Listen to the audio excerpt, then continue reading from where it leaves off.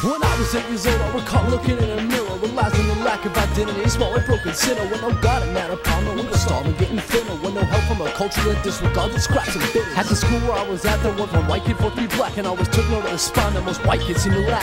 Not from lack of wanting, just from lack of trial by ire. Ignorance begets a risk without most of what's desired. Not that I grew up here, I was still going through withdrawal from all the pills I've been addicted to from living with my mom. But I respected the fact that I was weak, they were strong. I was an awkward, nerdy quacker, nosing comics all day long. When I got to junior high, I didn't think to question why the first sequences that I had were all 3 black girls and 1 white. Tiffany, Ashley, and Casman, gotta love them for what happened. Owe them so much to this day. No, I know white and maintain blackness. Preach! Up to this very day when I put 60s in Maine, only from the darkest white girls, but I know love, lust, and pain.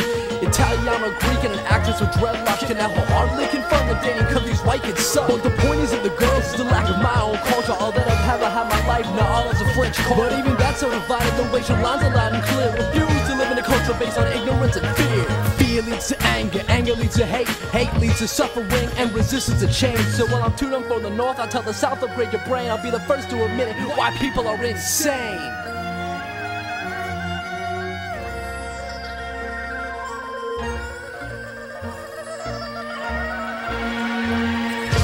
Stranger in Atlanta, others like you call your home. Vomiting a propaganda, others like you call your own. You're scared of being different, terrified of getting noticed. Standing right at judging eyes and begging, please don't hurt us. Try your hardest to fit in inside the skin you were given, hoping that there's others who understand your position, who know it's not only a phase until you've never seen your face. When you realize epidermis has nothing to do with race. On one hand you're a black sheep that you know's been led astray, but on the other you're afraid to go against how you were raised. Only air inside a closet lasts you for a couple days. Mom and dad, I'm black and proud, I'm shouting like I'm Billy Mays. White's supposed to be the presence of every color in existence, but really it's just a vacuum. White culture is a myth besides the KKK, neo-Nazis, Aryan nations. Not a single soul alive that shouts a white pride exclamation. And opposite are all the posers talking cash money hoes, the best kind of example of a sellout with no soul. When you forest buy shoes and Yankees hats, it's just like home. I judge the gangsters in security, counting carats of their gold. Colorblind inside these rhymes, I wanna be it all combined, finding all the missing pieces to a crisis in my mind. Discovering my own identity in the foreign and determined. White is a canvas for more color, let's conclude the reverend sermon.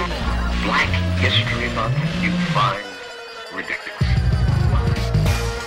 You're gonna relegate my history to a month? Oh, come on, what do you do with yours? Which month is Black History Month? Well, come on. Well, I'm Jewish. Okay, which month is Jewish History Month? There is one. Oh, why not? Do you want one? No, I don't either. I don't want a Black History Month. Black history is American history. How are we going to get rid of racism and stop talking about it? I'm going to stop calling you a white man.